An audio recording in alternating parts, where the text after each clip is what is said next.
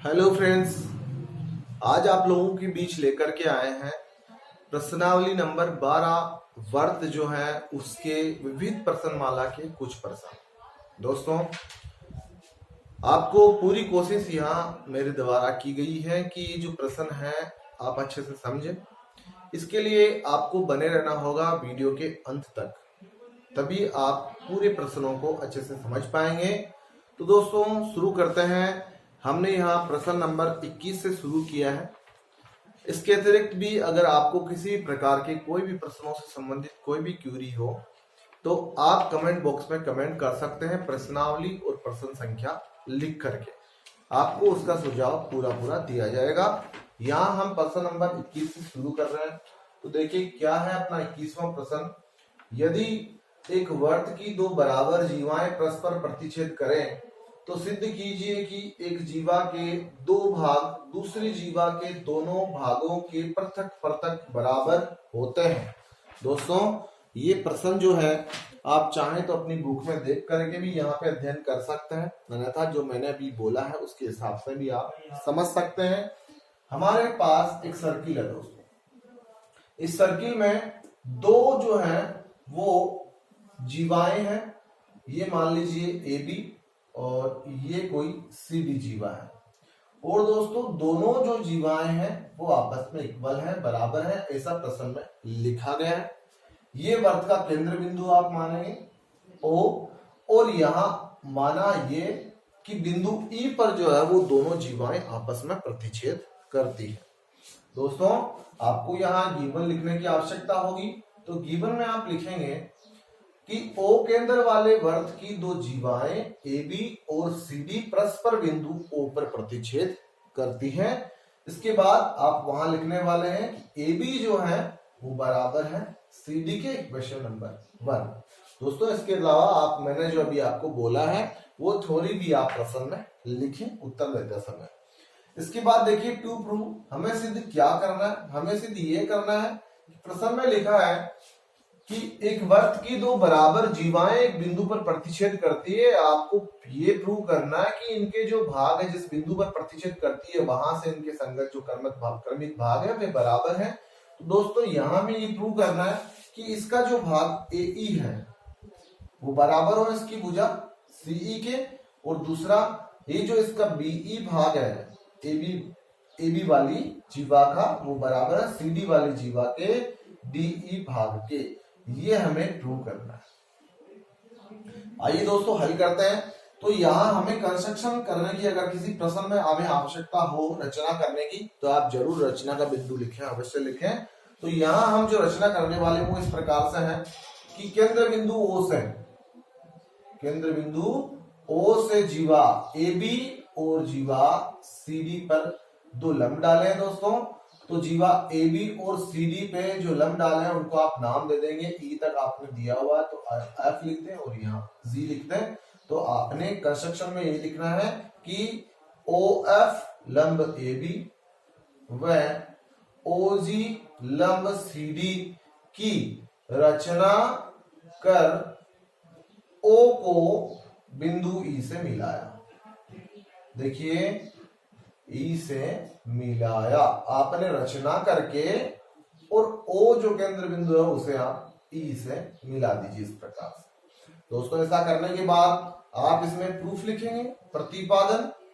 Proof का जो बिंदु होगा वो इस प्रकार से होगा। प्रूफ में आप पूरा सॉल्यूशन लिखेंगे किस प्रकार से आप इन्हें बराबर लेके आते हैं। तो दोस्तों यहाँ आप सबसे पहले शुरू में यहाँ देखेंगे कि आपके पास यहाँ दो ट्रायंगल दिख रहे हैं आपको, OFE और OGE, दो त्रिभुज प्राप्त हो रहे हैं। दोनों जो त्रिभुज हैं आप यहां लिखेंगे सबसे पहले प्रूफ में। तो आपने लिख लिया कि OFE त्रिभुज OFE व त्रिभुज OGE में दोस्तों इन दोनों त्रिभुजों में आप ये देखेंगे क्या ये दोनों त्रिभुज सर्वांगसम हो रहे हैं।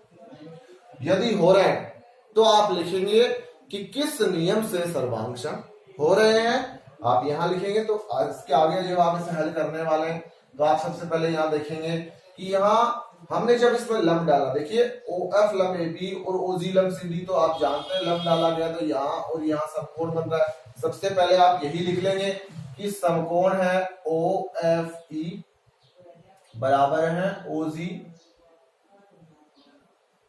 ई के, जैसा लिखेंगे प्रत्येक 90 डिग्री का। इसके बाद देखिए आप यहाँ समकोण के बाद कर्ण क्या होता है, जो समकोण के सामने कर्ण होता है, और ओ ई भुजा ऐसी है कि वो दोनों त्रिभुजों में आ रही है और वो दोनों जो समकोण है उनके सामने आ रही है। तो समकोण के सामने है तो ये कर्ण होगी और आप यहां लिखेंगे उभयनिष्ठ भुजा।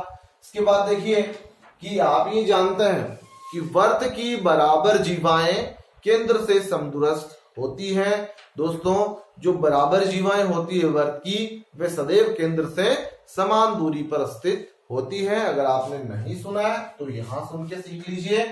तो ये कैसी थ्योरम है और इसी प्रश्नावली में है।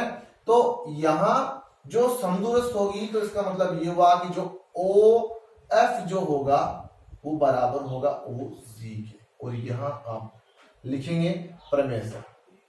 आप चाहें तो उस प्रमेय का यहाँ कथन भी लिख सकते हैं।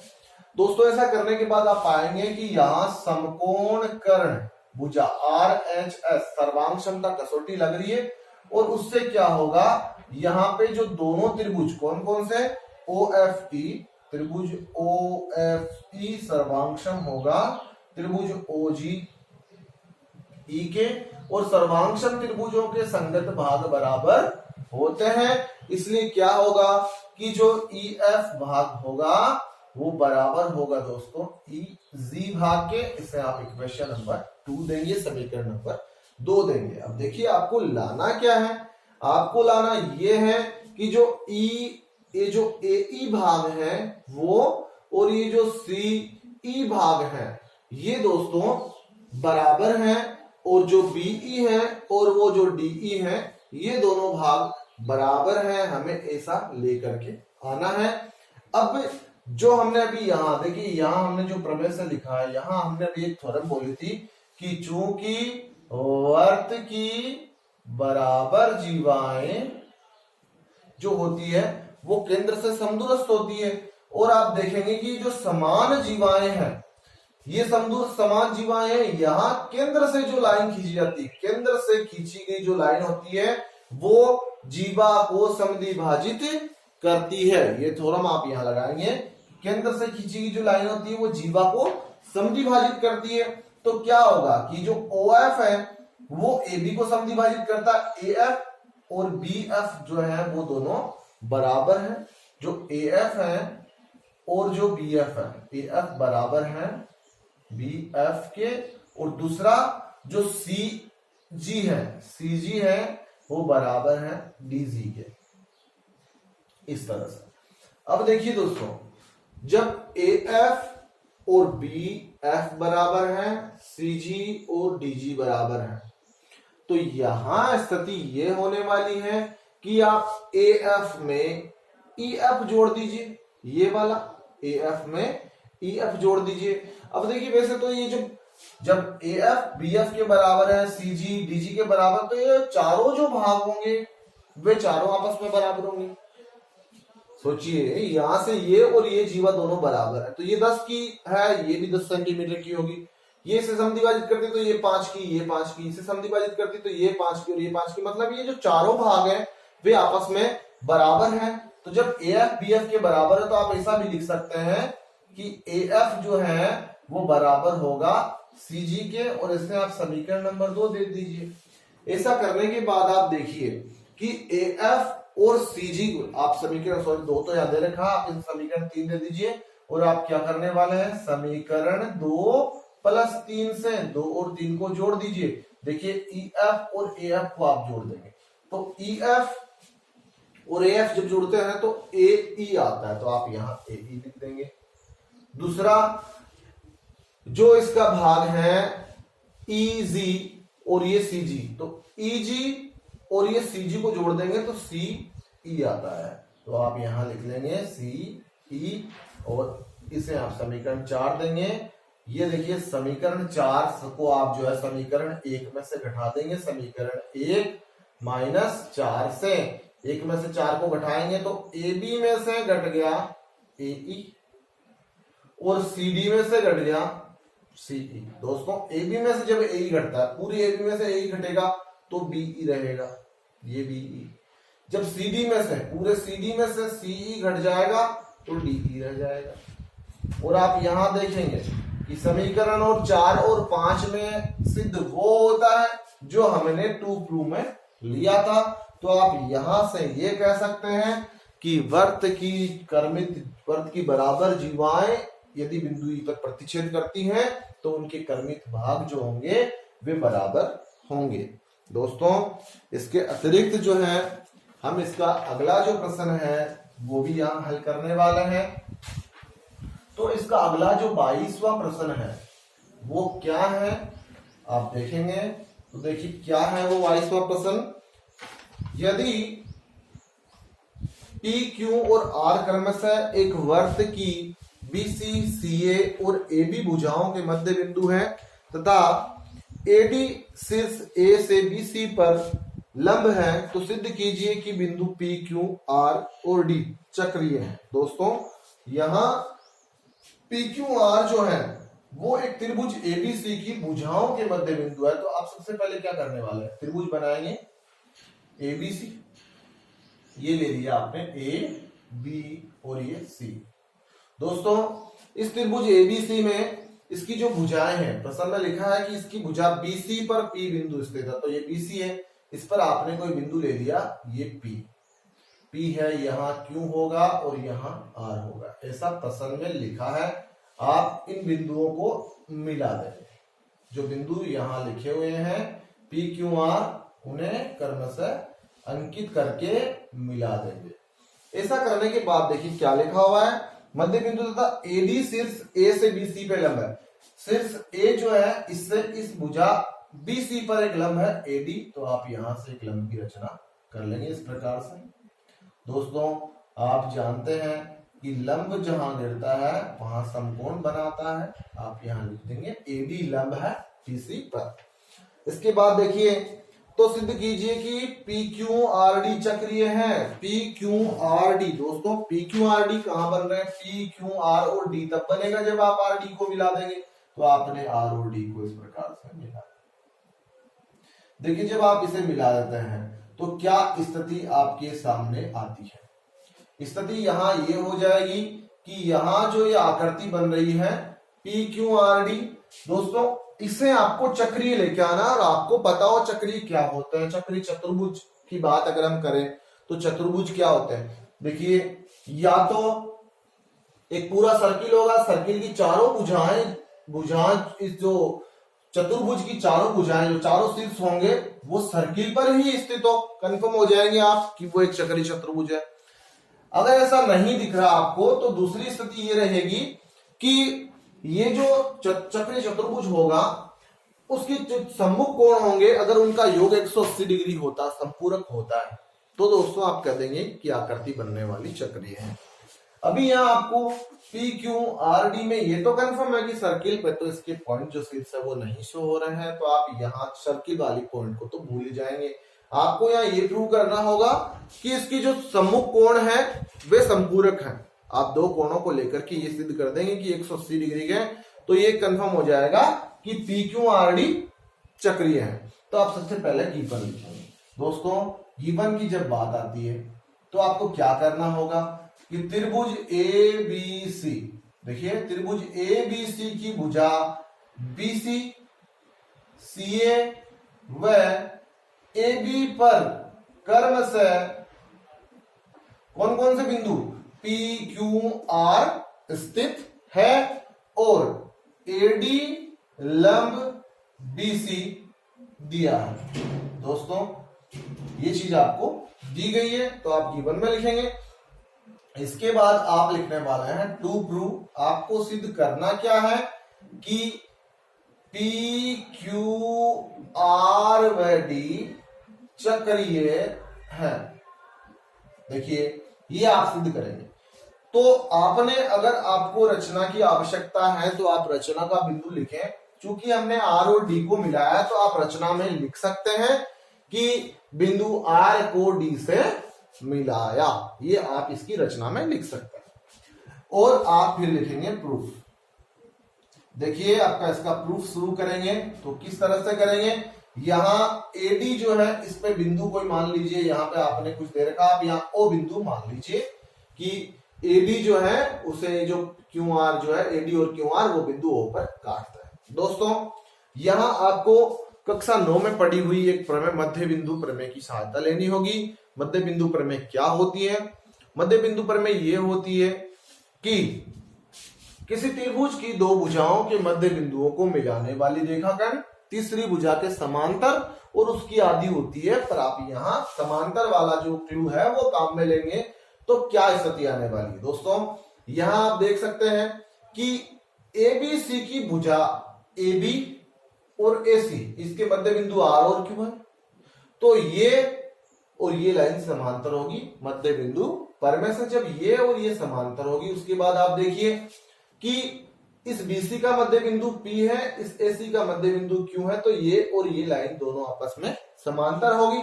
जब ये समांतर होगी तो दोस्तों ये लाइन इस लाइन के समांतर है, पूरी के समांतर है, तो इस वाक्य की समांतर होगी। ये जो लाइन है वो इस पूरी लाइन के समांतर है, तो ये लाइन इसकी भी समांतर होगी। जो BPQD BPQR जो चतुर्भुज होगा वो एक समांतर चतुर्भुज होगा।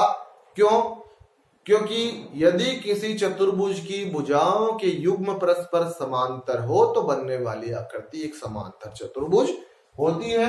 और देखिए ये की ये स्थिति आपकी यहाँ AQPR में होने वाली है, क्योंकि ये लाइन इस लाइन के समांतर होगी मध्य बिंदु पर में से, और ये ऑलरेडी इसके समांतर है, तो मध्य बिंदु पर में से AQPR ये दोनों जो चतुर्भुज होंगे वो समांतर चतुर्भुज होंगे। तो आप यहां लिखेंगे त्रिभुज ABC में मध्य बिंदु पर में से, देखिए मध्य बिंदु पर में से क्या स्थिति आने वाली है कि चतुर्भुज BPQR व चतुर्भुज AQPR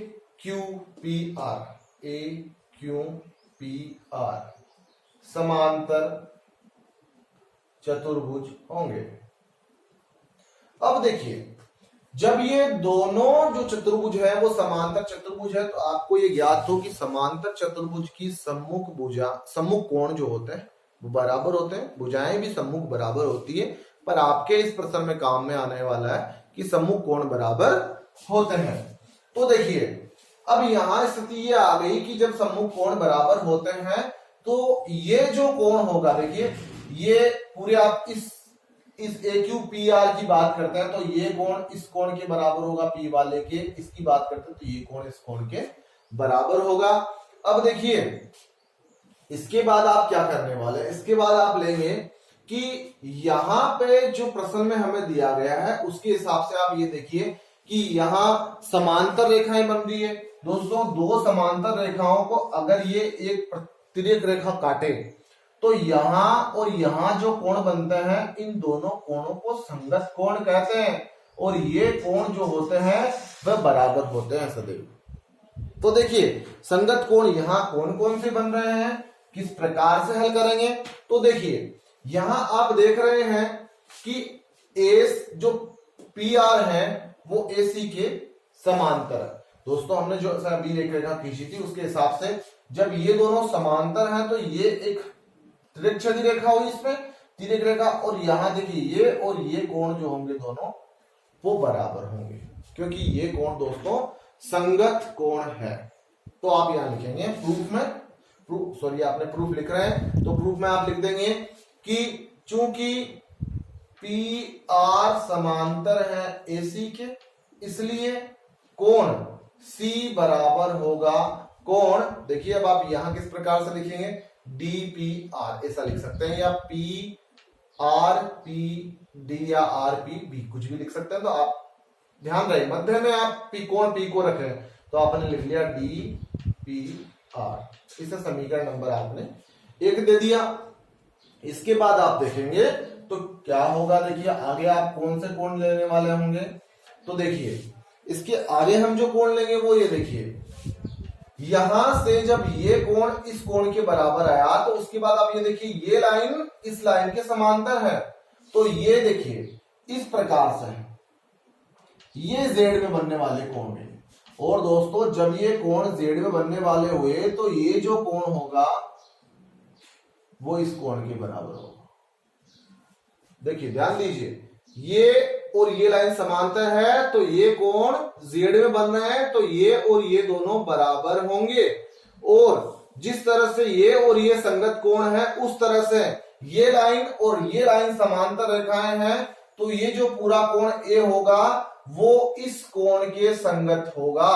ध्यान दीजिए, तो आप यहां लिख देंगे, या फिर आप सीधा यहां से लिखें तो आप ये भी लिख सकते हैं। देखिए कोण ए जो है वो बराबर है इस कोण पी वाले के, क्योंकि हमने शुरू में यहां ले लिया था ए क्यू पी आर, एक समांतर चतुर्भुज है, तो समांतर चतुर्भुज जो होता है उसके सम्मुख कोण बराबर होते हैं। तो आप चाहें तो इस तरह से इस क्रम से कर सकते हैं, इसे एकांतर कोण प्रूव करके, या फिर यहां से लिख देंगे कि चूंकि चतुर्भुज ए क्यू पी आर समांतर चतुर्भुज है, इसलिए कोण क्यू पी आर बराबर होगा, देखिए कोण ए के। इसे आप समीकरण नंबर 2 दे दीजिए। देखिए यहां से ये हमारे पास आता है कि ये जो पूरा कोण हुआ, देखिए हमें पी क्यू आर डी एक चक्री लाना है इस आकृति को, तो ये कोण अपने पास आ गया। ये कोण आने के बाद में अब ये कोण का मतलब हुआ कि ये इसके और इसके बराबर है। अब आप इस कोण की बात करें यहां वाले, अब आप इस वाले को किस तरह से और किसके बराबर लेके आ सकते हैं, उसके लिए आप देखिए दोस्तों क्या करने वाले हैं कि आप यहां 2 त्रिभुज लेंगे। 2 त्रिभुज कौन कौन से? ए ओ आर। पहला त्रिभुज ये हुआ त्रिभुज ए ओ आर, और दूसरा त्रिभुज हुआ D O R. D O R में देखिए क्या ये दोनों त्रिभुज सर्वांगसम हो रहे हैं? यदि हो रहे हैं तो किस नियम से हो रहे हैं? तो यहां देखिए हम आपको बताते हैं किस नियम से हो रहे हैं। यहां ये एक भुजा ऐसी है ओ आर, जो इस और इस दोनों त्रिभुज में काम में आ रही है। दूसरा ये कि ये लाइन और ये लाइन दोनों समांतर है। दोस्तों जब ये 2 लाइनें बिल्कुल समांतर हो और ये एक लाइन इसमें बीच में तिर्यक रेखा खींची जाती है, और इस तिर्यक रेखा में अगर यहाँ 90 डिग्री का कोण बनता है तो यहाँ पे भी 90 डिग्री का कोण ही बनेगा, क्योंकि ये असम संपूरक कोण होते हैं जब ये 2 लाइनें समांतर हो। तो यहाँ हमने सबसे पहले शुरू में देखा था कि ये एडी एक लंब डाला गया है। जब एडी लंब डाला गया तो यहाँ समकोण बनेगा, और जब यहाँ समकोण बनेगा तो ये यहाँ पे भी समकोण ही बनेगा। दोस्तों यहाँ समकोण बन रहा तो यहाँ पे भी समकोण ही बनेगा, क्योंकि ये जो कोण है वो सरल रेखिक कोण हो गया। फिर पूरा 180 डिग्री का होता है भाई, ये 90 पूरा 180 का होगा तो ये भी 90 का रहेगा। तो एक तो ये भुजा और एक एक ये कोण इनके दोनों बराबर होंगे। तीसरी चीज यहां से हम AO बराबर DO लिखेंगे। वो किस प्रकार से लिखेंगे? यदि ये एक थ्योरम है, यदि किसी त्रिभुज की एक भुजा के मध्य बिंदु से दूसरी भुजा के समांतर कोई रेखा खींची जाती है तो वो तीसरी भुजा को भी समान अनुपात में या समद्विभाजित करती है। तो दोस्तों AO होगी वो DO के बराबर होगी इस थ्योरम से। तो आप यहां कैसे लिखेंगे? देखिए सबसे पहले आपने लिख लिया RO बराबर RO, आप लिखेंगे यहाँ पे उभयनिष्ठ भुजा। दूसरा देखिए कोण AOR बराबर है कोण DOR के प्रत्येक 90 डिग्री का। और तीसरी जो स्थिति होगी वो आप लिखेंगे कि AO बराबर DO। ठीक है, तो यहां SAS भुजा कोण भुजा नियम, SAS सर्वांग क्षमता प्रतिबंध से त्रिभुज AOR जो होगा वो सर्वांगक्षम होगा DOR के। दोस्तों सर्वांगक्षम त्रिभुजों के संगत भाग बराबर होते हैं, संगत कोण बराबर होते हैं। तो आप यहां देखिए कि कौन कौन से संगत कोण होता है। तो AOR का आप लेंगे कोण DRO। देखिए जहां मैंने ये निशान बनाया हुआ है DRO, ये वाला इतना इतना कोण जो है वो बराबर होगा इसके कोण ARO के। ए आर ओके, इसे समीकरण नंबर 3 देखिए देंगे। इसके बाद आप देखिए ये लाइन और ये लाइन पैरेलल है। सबसे पहले हमने इसे देखा था, हल किया था, बताया मैंने आपको कि ये इसके समांतर है मध्य बिंदु पर में से। तो देखिए जब ये इसके समांतर है तो ये जो कोण होगा ऊपर वाला और ये कोण होगा, ये दोनों संगत कोण होंगे, बराबर होंगे। तो आप यहां लिखेंगे कि चूंकि क्यू आर जो है वो पैरेलल है बीसी के, इसलिए कोण ए आर ओ बराबर होगा कोण बी के, क्योंकि ये है संगत कोण। इसे आप समीकरण नंबर 4 दे देंगे। अब दोस्तों आप क्या करने वाले हैं, अब आप यहां ये करने वाले हैं कि आपको जो प्रश्न में ये सिद्ध करना है कि ये जो पी क्यू आर डी जो चतुर्भुज बन रहा है वो एक चक्र चतुर्भुज है। तो आप इस पी क्यू आर डी को ले लीजिए। आप ये जानते हैं कि चतुर्भुज चाहे कोई सा भी हो, उसके चारों कोणों का जो योग होता है वो 180 डिग्री होता है। तो आप यहां लिख लेंगे चतुर्भुज कोण योग नियम से, और उससे क्या करने वाले, उससे इसके चारों कोणों को आप जोड़ने वाले हैं। तो आप चारों कोणों को जोड़ेंगे तो देखिए कौन कौन से आप कोण लिखेंगे। सबसे पहले आप इसी कोण को लिख लीजिए। तो आपने लिख लिया कोण डी आर ओ, ये कोण आ गया। इसके बाद आप लिख लेंगे इस कोण को। तो इस कोण को लिखने के लिए प्लस लिखेंगे आप, या आप इसके सम्मुख कोण को लिख लीजिए। इसको लिख लिया, इसके सम्मुख कोण को लिख लीजिए डी पी क्यू प्लस, अब आप इसको और इस कोण को लिख लीजिए। तो आपने लिख लिया पी क्यू आर प्लस, अब आप पी डी आर को लिखेंगे, पी डी आर बराबर होगा 360 डिग्री, क्योंकि चतुर्भुज के चारों कोणों का योग 360 डिग्री होता है। ठीक है, तो यहां अब आप देखिए कि ये जो दो कोण है आप उन्हें परिवर्तित कर सकते हैं, क्योंकि हमने अब तक जो हल किया है उसमें इस कोण का और इस कोण का दूसरे कोणों के साथ संबंध ज्ञात किया है। तो देखिए डीआरओ जो है वो डीआरओ जो है, यहां से आप देखिए डीआरओ, ये जो डीआरओ कोण है ये दोस्तों इस कोण के बराबर आया अपने एआरओ के। यहां पे डीआरओ और एआरओ बराबर आए, और जो एआरओ कोण है वो देखिए किसके बराबर है, कोण बी के। तो आप इस यहां से देखिए आपने एआरओ की जगह आप ये डीआरओ भी लिख सकते हैं। तो जो डीआरओ है वो कोण है बी के बराबर, तो आप यहां बी लिख देंगे प्लस डीपी क्यू की बात करते हैं। तो डीपी क्यू में देखिए दो कोण है, तो डीपी आर, तो डीपीआर देखिए आप डीपीआर जो कोण है वो किसके बराबर है, समीकरण 1 में सी के। तो आप यहाँ समीकरण 1 में इसे सी लिख देंगे प्लस देखिए डीपी क्यू का अभी हमने सिर्फ एक भाग लिया है डीपीआर, यहां शेष रह रहा है क्यूपी आर, जो समीकरण 2 में देखिए क्यूपी आर किसके बराबर है, ए के। तो यहाँ A plus P Q R plus कोण पीडी आर बराबर 360 डिग्री। दोस्तों ये जो तीनों कोण है ए बी सी, ये इस त्रिभुज के तीनों कोण है, और आप जानते हैं त्रिभुज के तीनों कोणों का योग 180 डिग्री होता है। तो आप इनकी जगह 180 लिख देंगे, 180 लिख देंगे। तो ये 180 जब इधर प्लस के रहेंगे उधर जाएंगे तो दोस्तों माइनस के हो जाएंगे। तो P Q R plus P D R बराबर 360 में से 180 घट जाते हैं, तो 180 शेष रह जाते हैं। और ऐसा करने से अपने पास ये जो चतुर्भुज पी क्यू आर डी है, इसका एक ये कोण और एक ये कोण, ये दोनों जो सम्मुख कोण है ये दोस्तों 180 डिग्री के प्राप्त होते हैं। इसलिए हम ये कहेंगे कि जो चतुर्भुज या जो पी क्यू आर डी है वे चक्रीय बिंदु है। तो दोस्तों ये जो प्रश्न है वो है इसका 22वां प्रश्न। हम अगर आगे की बात करते हैं तो देखिए इसका जो 23वां प्रश्न है वो क्या रहेगा, उसको हल करेंगे। तो उसके लिए देखिए आप 23वां प्रश्न देख सकते हैं। वो इस प्रकार से है कि ABCD एक समांतर चतुर्भुज है। A और B से होकर एक वर्त इस प्रकार खींचा जाता है कि वह AD को P पर और B C को Q पर प्रतिच्छेद करता है। तो सिद्ध कीजिए PQCD चक्रीय। देखिए वही वाली बात आ गई, इतनी भी जो हमने प्रश्न हल किया है। अब यहाँ एक दूसरा जो 4 बिंदु है चतुर्भुज के, वो चक्रीय हमें प्रूव करना है। तो आप सबसे पहले क्या करने वाले, एक समांतर चतुर्भुज बनाएंगे।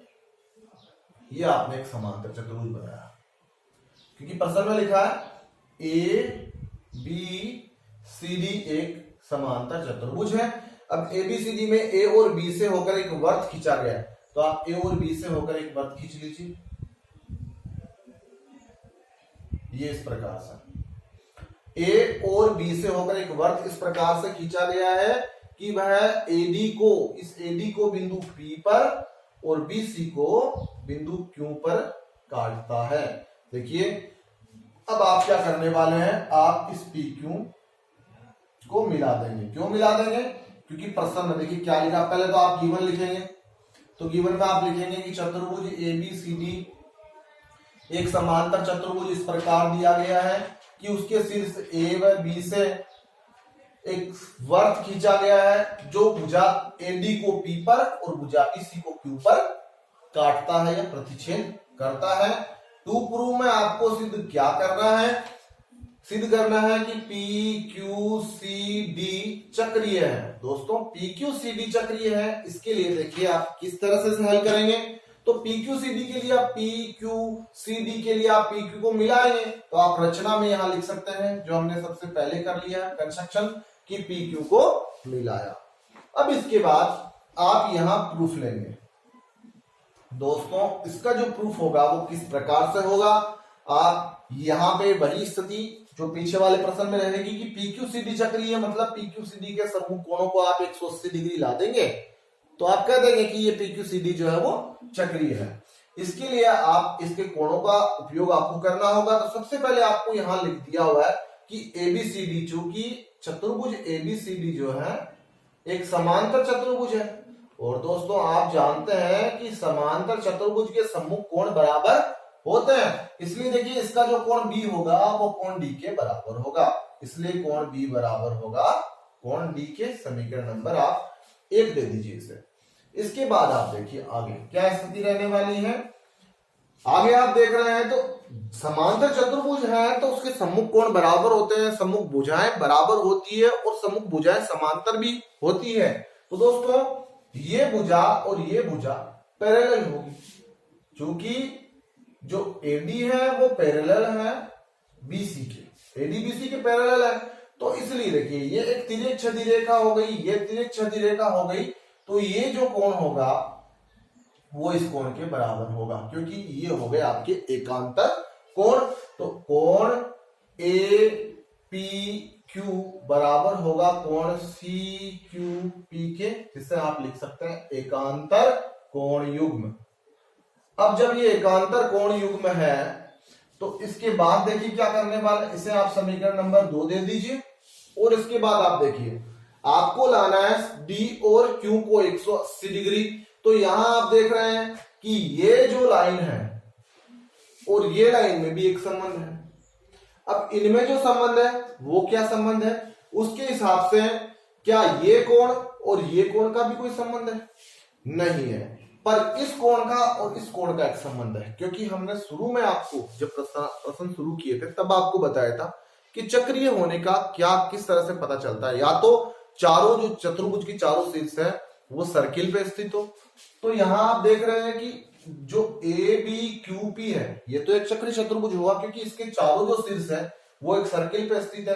तो आप क्या लिखेंगे कि कोण B प्लस कोण APQ ये 180 डिग्री के है, क्योंकि ये चक्रीय चतुर्भुज के शीर्ष हैं। इसे आप समीकरण नंबर 3 दे दीजिए। अब देखिए दोस्तों आपको यहां पता है कि ये जो P है मतलब APQ जो है समीकरण 2 में, समीकरण 2 का प्रयोग करेंगे यहां 3 में, तो कोण B की जगह B लिख लीजिए, APQ की जगह आप क्या लिख देंगे CQP बराबर वही 180 डिग्री। दूसरा आप समीकरण 1 का प्रयोग कीजिए। समीकरण 1 में देखिए, समीकरण 1 में D की जगह क्या लिखा हुआ है D, तो D प्लस CQP बराबर 180 डिग्री। तो यहां आप देखिए कि ये जो D और ये CQ P, ये दोनों 180 डिग्री के हो रहे हैं और हमें क्या प्रूव करना था, PQCD चक्रीय है। तो इससे हम ये कह सकते हैं कि अर्थात PQCD चक्रीय है। तो दोस्तों ये कुछ प्रश्न जो है मैंने आज आपको हल करवाए हैं। आगे वाले प्रश्न जो हैं वो आपको अगले वीडियो में फिर से और बता दिए जाएंगे। आज के लिए इतना ही। अगर आपको पढ़ाए हुए सारे क्वेश्चन समझ में आए हैं तो प्लीज आप वीडियो को लाइक, शेयर और चैनल को सब्सक्राइब जरूर करें, ताकि आने वाले आपके जो नए वीडियो हैं उनके आपको नोटिफिकेशन समय पर मिलते रहें। आज के लिए इतना ही, धन्यवाद।